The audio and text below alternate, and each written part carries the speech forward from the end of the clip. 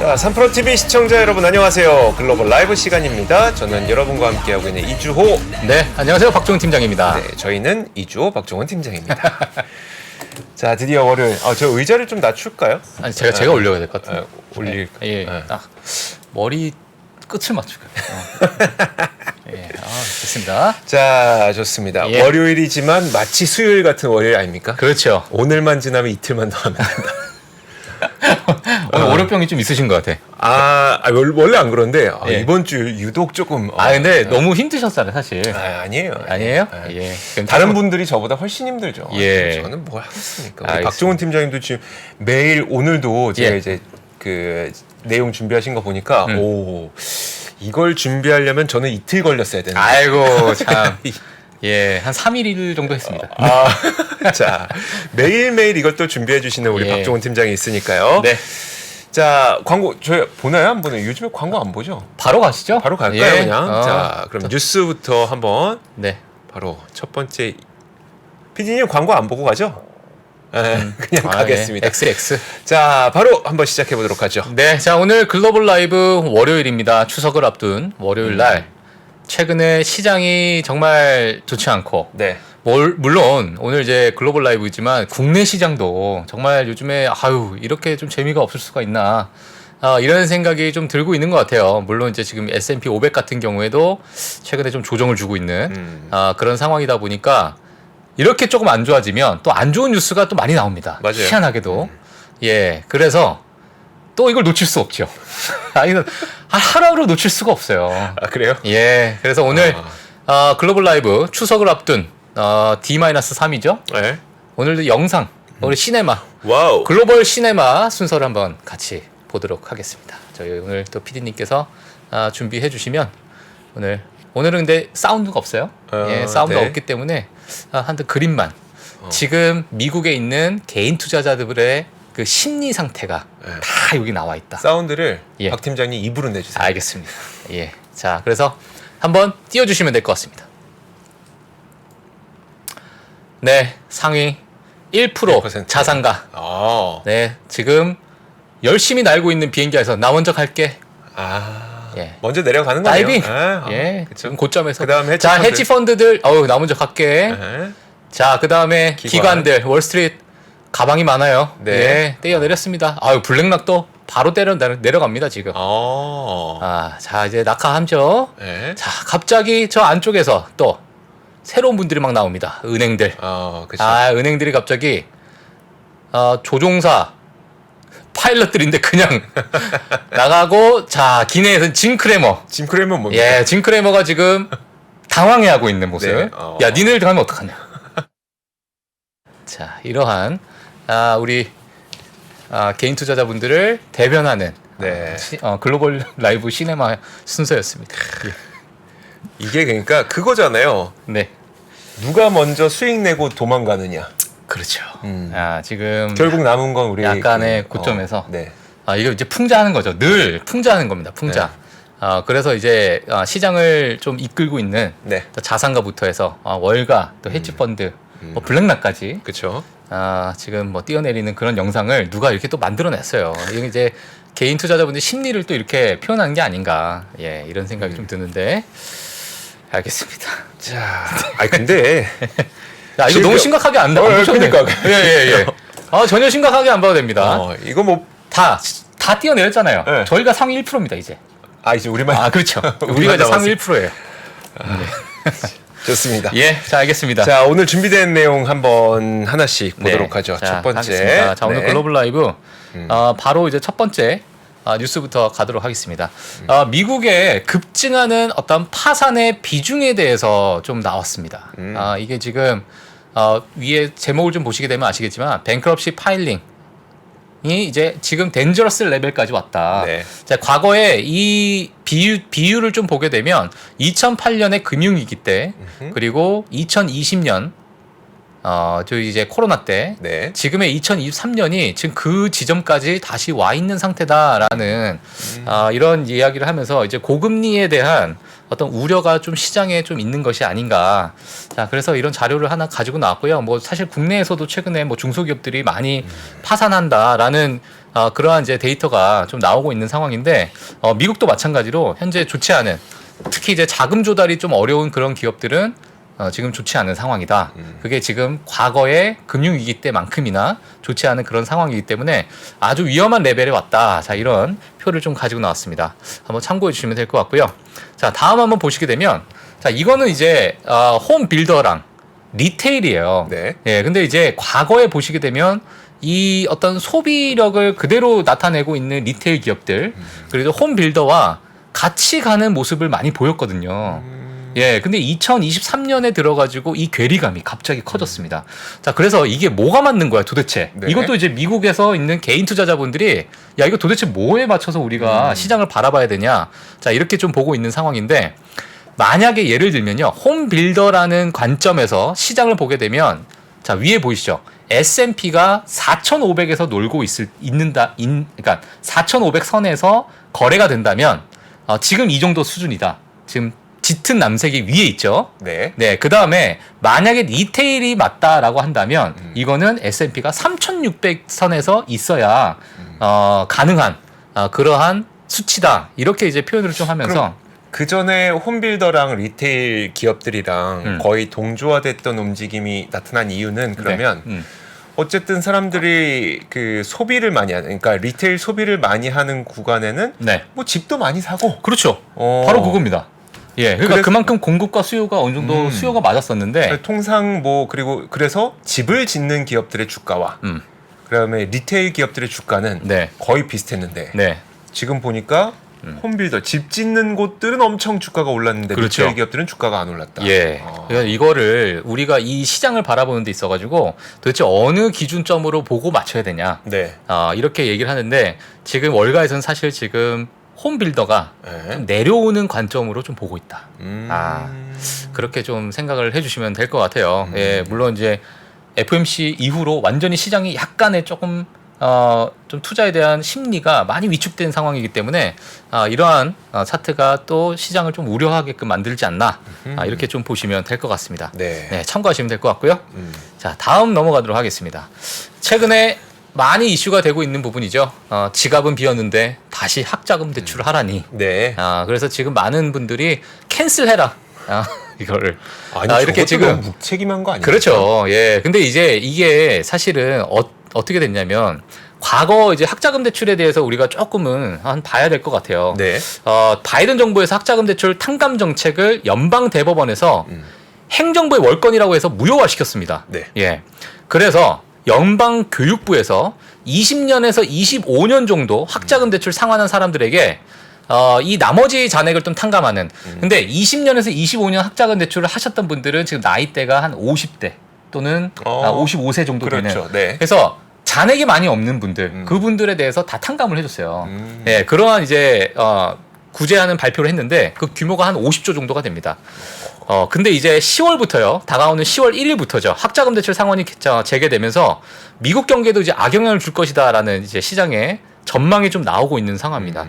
지금 2020년 코로나로 인해 가지고 학자금 대출 상환을 좀 유예시켰는데 이게 2023년 10월부터 이제 시작이 되는 거죠. 네. 자, 월스트리트저널에서 어떤 얘기를 했냐? 학자금 대출금 반환은 경제 전반에 큰 영향을 줄 것이다.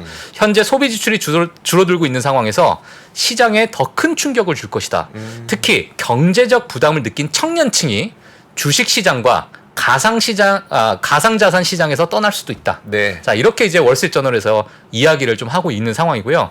뱅크 오브 아메리카에서는 미국의 한 가정당 가용 자산이 월 평균 $180 정도 줄어드는 그러한 이제 효과를 좀 낼 것이다. 이렇게 얘기하면서 지금 10월 달에 근 3년 동안에 사실 코로나 지원책이 어마어마하게 쌓였었고 네. 이게 지금 많은 대출로 인해 가지고 잔고가 거의 바닥난 상황이거든요. 근데 이게 지금 10월 달에 학자금 대출이 이제 발효가 되면서 이 부분이 이제 시장에서 약간의 소비 지출 쪽으로 크게 악영향을 줄 수 있다. 자, 이렇게 보시면 될 것 같아요. 그래서 화면을 한번 다시 보도록 하겠습니다. 다시 재개되는 학자금 대출 상환인데 이제 블룸버그 이제 이 표를 한번 보시게 되면 과거에 2020년 전에는 우리가 꾸준하게 학자금 대출을 했던 양이 있다가 그 이후로는 완전히 줄어들었죠. 네. 자, 그러니까 이때 다시 재개되는 거에 대한 후폭풍이 분명히 나타날 수 있다라는 것을 지금 시장에서 언급을 하고 있다. 예, 이렇게 보시면 될 것 같아요. 자, 이런 부분 때문에 소비 지출이 안 그래도 지금 줄어들고 있는 상황에서 네. 더 위축될 수 있다라는 것을 좀 이야기를 하고 있는 것 같습니다. 네 가지 부작용에 대해서 한번 좀 보도록 할게요. 첫 번째는 학자금 대출 연체율이 높아질 가능성이 좀 큽니다. 예, 그렇기 때문에 이런 부분에서 부담을 좀 줄 수가 있고요. 그 다음에 두 번째로는 소비자 지출이 당연히 둔화될 것이다 볼 수 있고, 세 번째로는 저축액은 계속 낮게 유지되거나 오히려 저축액은 당연히 더 감소가 되겠죠. 네, 그래서 이런 부분에 대한 부작용이 나타날 수 있고, 마지막으로는 부채 유형 전반에 걸쳐서 연체율이 증가할 수 있다. 이게 무슨 얘기냐면 학자금 대출에서 끝나는 게 아니라 신용카드부터 해서 네. 내가 계속 만약에 뭐 몰기지부터 해서 여러 가지 계속 나갔던 이러한 대출 상환 부분에 있어서 이 학자금 대출이 다른 부분까지 퍼져나갈 수 있는 위험성이 있기 때문에 이런 부분이 조금은 시장에서 좀 뭐랄까요? 부담이 될 수 있다. 자, 이렇게 우리가 조금 해석을 할 수 있을 것 같아요. 안 그래도 지금 예. 대화창에 도대체 학자금 대출이 얼마길래 그렇게 오랜 시간을 갚느냐. 예, 사실 저도 미국에서 안 살아봤는데 혹시 제가 계실 때, 예, 예. 제가 이게 한 얘기 할게요. 제가 아는 의사가 있었습니다. 네. 예, 근데 그분이 남자분이셨는데 50세가 넘으시고 어느 날 네. 저한테 나 이제 학자금 다 냈다. 이렇게 얘기했어요. 아. 자, 전 이제 오바마 전 대통령도 자기도 45살 때까지 학자금 대출 갚느라고 지옥 같은 생활을 했다. 그렇죠. 이렇게 얘기할 정도로 네. 이 학자금 대출이라는 게 사실 미국 내에서는 학교로 끝나는 게 아니라 계속 이제 경제 활동을 하면서 그 대출을 하는 그 기간이 어마어마하게 길거든요. 그러다 보니까 이제 40대 후반 또는 50대 초반까지도 이 학자금 대출 계속 발목을 잡는 그러한 어떤 시장이기 때문에 가볍게 볼 수가 없다. 그러니까요. 이런 부분 한번 뭐 체크를 하시면 될 것 같아요. 자, 이러다 보니까 과거에 내지 않았으니까 이 연체율 자체가 많이 줄어들었거든요. 네. 그 표를 한번 보시면 될 것 같아요. 이 부분이 이제 다시 고개 두는 연체율에 대한 압박을 줄 수가 있다는 거죠. 과거에 그래도 꾸준하게 11%대의 연체율을 계속 유지하고 있던 것이 연체율이 저렇게 높았어요? 예. 11%요? 11%네요. 네, 앞에. 너무 높은데? 이게 근데 1%대까지 떨어졌어요. 아. 근데 이게 다시 상환이 되기 시작하면 이 연체율이 다시 높아지면서 네. 소비자들한테 또는 이제 그 전반적인 어떤 부채 상환에 있어가지고 크게 좀 악영향을 줄 수 있다라는 것을 이 표로 한번 다시 확인하시면 될 것 같아요. 이야. 예, 그러니까요. 압박이 심하죠. 지금 안 그래도 지난주에도 제가 이제 그 월스트리트 저널의 기사를 통해서 소비자들이 지금 집값의 할부 이자, 자동차의 할부 오토론 이자, 그렇죠. 이런 것들이 너무 많이 들어간 나머지 네. 지금 카드 빚을 내고 있고 그래서 카드 빚까지 너무 꽉 차 있어서 막 60% 80% 빚이 증가하니까 예. 은행에 가서 빌리려고 했더니 예. 너무 빌리기 어렵다고 응답한 사람이 한 60%였었고 그 정도 상태인데 거기에 이제 플러스 더해서 그렇죠. 사람들이 이제 많은 분들이 학자금 대출을 다시 상환해야 되는 예. 시기가 돌아오다 보니까 예.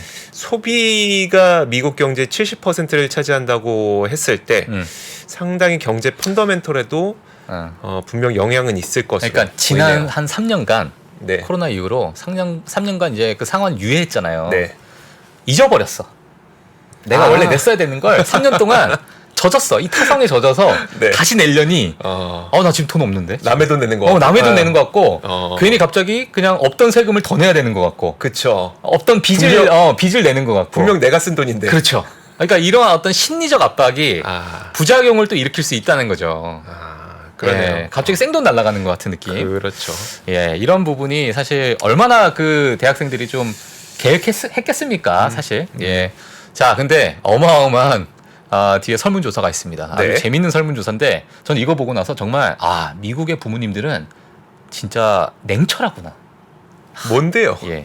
자, 한번 볼게요. 일단 첫 번째, 네. 요거만 먼저 볼게요. 자, 저축률이 사상 최저치가 될 것이다. 자, 이거는 앞서서 같이 얘기했던 부분이기 때문에 뭐 크게 생각 안 하셔도 될 것 같은데요. 자, 이제 뭐 차트 보시면 되겠죠. 저축률이 얼마나 지금 낮은지 확인하시면 될 것 같아요. 자, 근데 여기서 우리가 더 학자금 대출을 상환을 해야 된다. 네. 더 압박이 될 수 있겠죠. 자, 다음 보시게 되면 우리 학자금 대출에 가지고 있는 나이대 그룹입니다. 자, 녹색이 보시게 되면은 그러니까 30살 아래 23% 녹색 보이시죠? 네. 자, 제가 이제 요걸로 클릭 한번. 네. 예. 자, 이게 되게 안 맞네. 예. 자, 보시게 되면 자, 23%죠. 30세에서 39세가 32%, 그리고 40에서 49세가 22%. 아, 그러니까 이 나이대가 50세 미만이 예. 거의 한 대부분 70, 그렇죠. 70대 후반. 75%네요. 예. 자, 그러다 보니까 이번에 좀 대출 좀 50조를 쓰면서 탕감해줬던 부분이 요 나이대입니다. 요 나이대. 50대 이상, 60대 이상. 60대 이상도 8%예요. 절대 작은 와. 수치가 아닙니다, 이게. 아니 60대 이상이면 예. 은퇴하셨잖아요. 그렇죠. 은퇴했는데도 학자금 학자금 내야 대출은 돼. 계속 갚아야 된다고요? 내야 돼. 아, 예. 임종 직전까지 내야 돼. 죽어서도 내야 돼. 아유. 자, 이러한 미국의 상황을 한번 보시면 될 것 같은데, 자, 다음 우리 설문조사를 한번 보도록 할게요. 네. 자, 너 다시 돈 낼 수 있겠어? 라는 설문조사에 나 낼 수 있을 것 같아. 49%. 예. 근데 아니, 나 못 낼 것 같아. 51%. 네. 뭐 낼 수 있을 것 같은데가 이제 63%. 썸 하시니까 뭐 다소 낼 수 있을 것 같다. 근데 나 못 낼 것 같은데 37%. 나 전혀 못 낼 것 같아. 64%. 배째라. 예, 36%가 그런 건 아니야. 이렇게 좀 내면서 점점 약간 컨피던트니까 너 네. 그런 자신 있니? 이런 거에 대한 설문조사니까요. 한번 이제 어떤 이제 미국의 학자금 대출을 상환해야 되는 사람들의 어떤 심리 상태를 좀 보시면 될 것 같고, 자, 다음으로 한번 넘어가게 되면요. 자, 너의 은퇴 자금이에요. 은퇴 자금에서 학자금 대출을 위해 돈을 뺀 적이 있니?라는 설문조사를 했어요. 네. 나는 절대 없다. 그런 거를 뺀 적이 없다. 녹색깔, 노죠, 노. 네. 자, 이게 지금 72%입니다. 자, 내 아이를 위해서 나는 뺀 적이 있다. 내 아이를 위해서. 네. 10%밖에 안 돼, 10%. 야, 나도 내가 다 냈으니까 너도 네가 다 내야지. 10명 중 한 분만 내 아이를 위해서 낼 수 있다. 그 밑에 있는 게 더 재밌어요. 내 학자금을 위해서는 그치. 뺄 수 있어. 근데 내 학자금을 위해서가 더 높아. 13%. 내 아이를 위해서는 내가 못 자, 뺐지만 미국의 내 학자금을 부모님. 위해서는 뺄 수 있다. 그렇죠. 이게 아하. 진정한 교육 아닌가. 그렇죠. 경제 예, 교육이죠. 경제 교육. 부모에게 의지하지 마. 세상은 누구도 너를 도와주지 않아. 네 인생은 네가 알아서 살아야지. 예. 내 학자금 내가 갚았잖아. 그렇죠. 너는 안 갚아줘. 그렇죠. 내 아이를 위해서 10% 내신 분은 제가 볼 때는 아마 실수로 내신 것 같은 느낌. 실수로. 아니면 학생이 엄마 계좌를 몰래 가져가서. 이런 인감도장 가져간 게 아닌가. 네. 이런 생각, 의심이 들 정도로. 자, 그 다음에 둘 다 위해서 냈던 사람은 4%밖에 안 된다. 자, 이렇게 보시면 될 것 같습니다. 예. 그래서 어마어마한 미국의 부모님을 이걸로 통해서 또. 그러니까 이 말은 또 학생들이 돈이 부족하다고 하더라도 부모가 안 도와줄 테니 그렇죠. 학생들의 소비는 그러니까 특히 우리가 소비의 핵심 세대를 MZ 세대라고 얘기를 하는데 MZ 세대의 소비가 확실히 좀 타격받을 수 있다는 얘기네요. 그렇죠. 나는 은퇴자금에서 절대 학자금 대출을 위해서 돈 뺀 적이 없어가 72%니까 내 은퇴자금은 건들지 마. 약간 이런 느낌이겠죠. 네. 예, 그래서 이렇게 한번 확인해 주시면 될 것 같고요. 자, 그 다음에 뉴스를 한번 보시게 되면, 이거 좀 빠르게 하고 넘어가도록 하겠습니다. 최근에 사실 제가 가지고 나온 이유가, 파이낸셜 타임에서 이런 기사가 나왔어요. 물론 오늘자 기사가 아니라요. 네. 8월에 나왔던 기사입니다. 근데 네. 최근에 이제 로봇에 관련되어 있는 국내 시장도 마찬가지고, 많은 분들이 이제 로봇에 좀 기대를 하시는 분들이 많아서 제가 이제 요 부분을 좀 가지고 나왔는데 네. 지금 실질적으로 이 로봇 시장이 어떻게 좀 흘러가고 있는가를 한번 제가 아주 많이 얘기하면 시간 관계상 안 되니까 몇 가지. 얘기하세요. 예. 중국의 값싼 로봇이요, 즉 국내 시장, 한국 시장을 점령한다라는 파이낸셜 타임스 기사가 나왔습니다. 예, 이거는 이제 국내 기사가 아니라 네. 파이낸셜 타임스에서 나왔기 때문에 자, 어떤 이야기를 하는지 같이 보도록 하겠습니다. 일단 로봇이라고 하게 되면 우리가 지금 직접적으로 좀 겪고 있는 것이 서빙용 네. 또는 안내용 로봇을 아마 실생활에서 우리가 볼 수 있을 것 같아요. 그렇죠. 자, 이러한 서빙용 안내용 로봇도 마찬가지로 중국산 아주 싼 그 로봇이 국내로 많이 들어오고 있는 상황이고, 아마 이러한 지금 뭐 업주분들 또는 네. 이제 지금 레스토랑을 직접 운영하시는 분들은 아마 이해를 좀 하실 수 있을 것 같은데, 최근에 구인난이 어마어마하잖아요. 네. 자, 그러다 보니까는 이게 사람에 대해서 너무 내가 좀 기가 빨리고 이거 구인구직 하는데 너무 스트레스를 많이 받으니 서빙용이나 안내용 로봇은 내가 직접 구매를 해야 되지 않을까라는 생각을 많이 하고 있다는 거죠. 네. 자, 한국 로봇산업협회에 따르면 2021년에는 약 2,000대 정도를 수입했다고 합니다. 2022년에는 약 5,000대고요. 그러니까 수입이 중국산이에요, 아니면 중국산이에요. 중국산. 중국에서 들여오는. 예. 그리고 이제 오른쪽 이제 2023년 되면은 10,000대 이상이 이제 예상되고 있다. 지금 현재. 네. 현재까지예요. 네. 자, 그렇기 때문에 앞으로 만약에 2023년 연말까지 어느 정도가 될지 지금 기하급수적으로 로봇에 대해서 많은 수요가 있는데 오른쪽 보시게 되면 맨 위에 있는 게 사우스 코리아입니다. 예, 남색으로 되어 있는 게 사우스 코리아예요. 두 번째가 싱가폴, 세 번째가 재팬, 그 다음에 네 번째가 이제 독일, 중국 이 순으로 쭉 내려가는데 정말 압도적인 이용률 하고 있다. 예, 남한에서.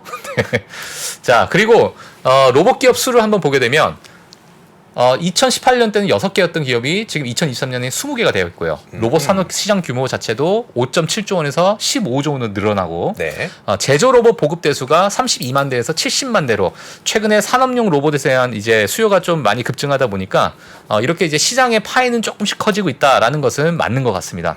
하지만 한국 로봇 산업은 그러면 어떨까라고 봤을 때 주요국 중에 꼴찌입니다. 아니 수입은 1등이잖아요. 예, 수입은 1등인데 우리나라에 있는 로봇 산업의 이 기업이나 네. 우리나라의 이제 로봇 산업의 어떤 매출적인 부분 또는 점유율적인 부분을 다 따져봤을 때 또는 R&D에 대한 어떤 경쟁력을 봤을 때는 주요국 중에서는 꼴찌다. 그러니까 이제 거의 우리나라에서 로봇을 만약에 로봇 산업을 좀 이제 그 로봇 기업이라고 얘기하겠죠. 네. 로봇 기업이 대부분의 부품을 일본이나 독일이나 스위스에서 수입을 해온답니다. 예, 그래서 그 많은 부품을 수입을 해오고 단순히 이제 조립하는 과정에서 이제 국내에서 이제 하고 있는데 그것도 이제 단가가 안 맞으니 중국에서 바로 이제 수입을 해오고 중국에서 수입을 해오는 그 단가가 1,000만 원에서 3,000만 원 정도 된다 그래요. 근데 네. 국내에 있는 로봇이 사실 한 5배가 비싸다고 합니다. 예, 여러 가지 그 과정 속에서. 자, 그러다 보니까 이러한 부분, 가격적인 부분에서 절대 뭐 우위를 점할 수가 없으니 중국에서 많이 수입을 해온다라는 부분을 제가 좀 가지고 나왔는데요. 네. 자, 블룸버그에서 이런 부분이 있어요. 그러면은 상위 우리나라 산업용 로봇 기준으로 했을 때, 전 세계 글로벌로 봤을 때, 상위 기업들이 어떤 기업들이 있을까라는 것을 제가 가지고 나왔습니다. 자, 그래서 다들 아시는, 혹시 관심 있으신 분들은 알 것 같은데, 자, 쿠카, 예, 그 다음에 ABB, 그리고 환학, 일본 기업이죠. 그 다음에 네. 미쯔비시, 그리고 야스카와 전기, 이러한 기업들이 이제 상위 기업들이 있는데, 이러한 4차 산업혁명에 2030년까지 75조 원 로봇 시장으로 뭐 성장할 수 있다. 네네. 그러면 지금 다른 기업들의 주가는 최근 국내 시장 주가만큼 그렇게 활발할까를 봤을 때, 자, 주가를 한번 보도록 하겠습니다. 네. 자, 제일 왼쪽에 있는 게 환학입니다. 환학 이게- 인기 되게 많았었는데요. 예, 지금 5년짜리 차트예요. 네. 예, 근데 흐름을 보게 되면 그렇게 좋지 않습니다, 사실. 아. 붐을 일으키고 있나라는 관점에서 약간은 조금 갸우뚱하게 만드는 네네. 주가 흐름을 보일 수 있고요. 자, ABB도 마찬가지죠. 예, 스위스 기업인데 물론 최근에 2022년, 2021년 이렇게 좀 올라왔던 부분은 있어요. 2022년에서 2023년까지 좀 넘어가는 부분이 있지만 최근에 약간의 조금 주춤하고 있는 모습. 야스카와 전기도 마찬가지로 2023년 초반에는 좀 많이 올라왔지만 최근에 많이 좀 주춤하고 있는 그런 모습이기 때문에 우리나라 로봇 기업 물론 괜찮지만은 전 세계적인 이러한 기업 점유율을 차지하고 있는 4대 기업들 네. 이런 기업들의 주가도 같이 좀 보시면서 국내 로봇 시장도 한번 보시는 게 어떨까 그렇게 좀 보시면 될 것 보니까 같습니다. ABB도 지난 5년 동안 상승률이 네. 44%, 그러니까 45%거든요. 예. 5년간 환학 굉장히 유명했는데 환학도 5년 동안 마이너스 7%. 마이너스 7%였고 야스카와도 좀 많이 올랐다고는 하지만 5년에 63%면 그렇게 우리가 막 기대할 만한 그 막 산업의 번창 막 그렇죠. 화려한 붐 예. 이런 것과는 약간 거리가 있어 아직은 보이긴 하네요. 예. 그래서 인공지능과 뭐 로봇에 대해서 관심이 많으시니까 한 이런 어떤 전반적인 글로벌 기업의 어떤 점유율을 차지하고 있는 기업의 어떤 주가 추이까지도 같이 보시면 조금 도움이 되시지 지금 않을까. 수많은 분들이 두산 로보틱스 청약해놓고 기다리고 있는데 맞아요. 찬물 예, 켜주시는 맞아요. 거니까. 제가 사실 두산 로보틱스에 관련해서도 과거에 이제 요 며칠 전에도 많은 좀 방송을 좀 했었는데 네네. 이제 국내에서는 1위입니다. 예, 산업용 로봇에서 이제 근데 글로벌에서 한 4위 정도를 하고 있고요. 글로벌 4위죠. 예. 근데 이 산업용 로봇 이 라인업을 한번 구축을 하기 시작하면 그 기업이 계속 그 부분을 좀 점유율을 차지하는 수 있는 그 성질을 좀 가지고 있거든요. 이게 네네. 막 계속 수요를 바꿀 수가 없는 부분이니까 항상 생산 라인을 만들게 되면 계속 그걸 AS하고 그냥 계속 쭉 유지를 하지 바로 바꾸고 또 다른 기기를 바꾸고 이게 정말 힘들기 때문에 이 산업의 특성도 한번 우리가 좀 보면서 좀 시장을 좀 냉철하게 봐야 되지 않을까 네, 이렇게 좀 보고 있습니다. 알겠습니다. 참 재밌네요. 예. 중국산 로봇을 그렇게 수입하는군요. 저희 동네에 로봇 커피숍이 있습니다. 되게 신기할 것 같죠? 예. 맛이 있어요? 저 진짜 황당했던 게 예. 로봇가 이렇게 딱 들어가면 로봇 팔 있잖아요. 예. 그 화면 하나 있고 로봇 팔이 이렇게 있어요.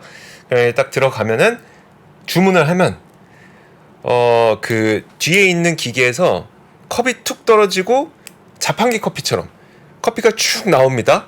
그럼 로봇가 손으로 그 컵을 잡아서 저한테 줍니다. 이게 끝이에요. 아니 이게 뭐 로봇 커피숍이냐고. 나 진짜 보면서 물론 예. 그 기계도 비쌌겠죠. 그냥 자판기가 날 수도 있을 것 같아요. 그냥 자판기로 하지 뭘 예. 거기다 로봇팔을 왜 갖다 놨지 뭐 어쨌든 근데 좀 재밌긴 했습니다. 예. 알겠습니다. 확실히 쓰이는 곳은 많은데 말씀해주셨던 것처럼 진짜로 얼마나 그 기업들이 많이 성장하고 있는지는 좀 개별적으로 판단해야 될 것 같네요. 네. 자, 몇 가지 최근에 들려오고 있는 뉴스들 하나씩 살펴보도록 하겠습니다. 저는 좀 빨리빨리 할게요. 이게 아주 큰 의미가 있는 뉴스라기보다는 대부분 이제 업데이트하는 내용들이어서. 네. 자, 첫 번째 뉴스는 이제 드디어 주말 사이에 헐리우드 작가 파업이 거의 잠정 합의에 도달했다고 소식이 전해지고 있습니다. 물론 합의에 도달해도 그걸 갖고 이제 노조에게 가서 찬반 투표를 받아야 돼요. 근데 지금까지 나온 내용들을 보아하니 이제 어느 정도 합의가 다 됐다 이렇게 보이는 건데 제가 뭐 무슨 문제점이 있었는지 어떤 요구 사항이 있었고 이 핵심 쟁점들은 다 설명을 드렸으니까 오늘은 그 길게는 설명 안 드리고 그 내용들은 뭐 전 방송, 그 전 방송 보시면 아마 자세하게 나올 겁니다. 네. 이 소식을 오늘 들고 온 이유는 오늘 시장에서 콘텐츠 기업들 내지는 OTT 기업들의 주가가 시간의 거래에서 이미 움직이고 있기 때문에 들고 왔습니다. 대표적으로 볼 수 있는 게 워너브로스 디스커버리 WBD라는 티커를 사용하고 있죠. 그리고 파라마운트 글로벌 PARA라는 티커 사용하고 있고요. 월트 디즈니 DIS 티커 사용하고 있고 넷플릭스까지 이제 그 우리가 팬데믹 기간 동안에는 팬데믹 때문에 작품 못 만들어. 팬데믹 끝나고 엔데믹이 딱 들어갔더니 파업 때문에 못 만들어. 했던 이 콘텐츠 기업들의 어떤 작품의 수급이 이제 풀릴 수 있다는 기대감에 시간의 거래에서부터 이 관련 기업들의 주가가 올라가고 있어서 이 내용을 준비해봤고요. 자, 다음은 네. 자, 오늘 약간 그 그래픽이 깨지는데 그냥 감안하고 봐주세요. 제목 정도만 보시면 큰 문제는 안 될 것 같습니다. 오늘 나온 소식을 보니까 아마존이 엔트로픽이라고 하는 생성형 AI 스타트업에다가 40억 달러, 최대 40억 달러까지 투자할 수 있다는 소식이 나왔습니다. 사실 초대형 언어모델 LLM은 거의 군비 경쟁이 되어가고 있어요. 군비 경쟁. 왜냐하면 아시겠지만 학습시키는데 돈 엄청 들어가죠. 추론하는데 돈 엄청 들어가죠. 그거 그 돌리기 위해서 데이터 서버 만드는데 돈 엄청 들어가죠. 돈 없으면 못하는 사업이 됐잖아요. 인공지능이라고 하는 게 특히 생성형은. 네. 자, 그러다 보니까 대부분 큰 돈을 투자할 수 있는 쪽에서 이런 성과들이 나오고 있다는 걸 보여드리고 싶은 거고요. 네네. 그래서 이번에 나온 내용을 보니까 아마존이 이 엔트로픽의 40억 달러, 최대 40억 달러예요. 그래서 초기에는 12억 달러 정도를 투자하고 시간이 지나면 최대 40억 달러까지 투자금을 늘릴 수 있다는 건데요. 엔트로픽이 어떤 기업인지 보니까 오픈 AI에서 나온 연구원이 2021년에 차린 그런 그 스타트업이고 이 클로드라고 하는 AI 비서 서비스를 지금 제공을 하고 있습니다. 그래서 뭐 아마존뿐만 아니라 사실 엔트로픽에는 구글도 투자에 이미 참여를 했고요. 우리나라의 SK텔레콤도 약 1억 달러 정도를 투자를 한 바가 있습니다. 근데 구글 한번 생각해 보시면 본인들의 인공지능인 바드를 이미 출시해 놓은 상태잖아요. 그리고 그 생성형 GPT의 원조가 구글이잖아요. 알파벳이잖아요. 근데 이들도 엔트로픽에 투자할 정도로 상당히 좀 시장에서는 스타트업 가운데 큰 기대감을 갖고 있는 그런 스타트업이라고 합니다. 자, 여기에 아마존이 이 오픈 AI 경쟁사의 엔트로픽에 최대 40억 달러를 투자한다고 하니까 좀 관심이 되는데 사실 이 내용 자체가 지금 당장 주가에 어떤 큰 반향을 일으킬 것 같진 않긴 한데 어쨌든 이렇게 투자를 하게 되면 저는 이런 생각이 드는 거죠. 이들의 주요 수익원은 클라우드죠. AWS. 그렇죠. 거의 이익의 80% 정도를 AWS에서 가져오니까 그러면 이 AWS에서 제공할 수 있는 인공지능 서비스가 많으면 많을수록 고객들이 많이 들어오게 될 테니 결국 이 투자도 실적 성장으로 이어질 수 있을 만한 하나의 연결고리다라는 생각은 분명 들더라고요. 네. 물론 이번 투자로 뭐 주가가 크게 올라가거나 이런 변동성은 없겠지만 결국은 실적 성장으로 이어질 수 있는 가능성이 있어 보입니다. 네. 자, 그래서 이 소식도 지금 외신에서 상당히 뜨겁게 헤드라인으로 다루고 있습니다. 예. 자, 사실은, 다음. 네. 마이크로소프트와 이제 오픈 AI 어떤 결합, 제휴. 그렇죠. 예. 아마존과 지금 말씀하셨던 엔트로피. 엔트로피 예. 그 기업과의 이게 다 하나씩 물고 가네요. 그렇죠. 아. 그렇죠. 근데 아마 마이크로소프트는 한 번에 투자할 때 100억 달러씩 던졌어요. 그렇죠. 근데 지금 보면 12억 달러의 최대 간 보는 거죠. 간 보고. 괜찮나? 약간 이런 느낌. 저희 3프로 TV는 누구랑 제휴 많이 돼야 되지? AI? 야미잘.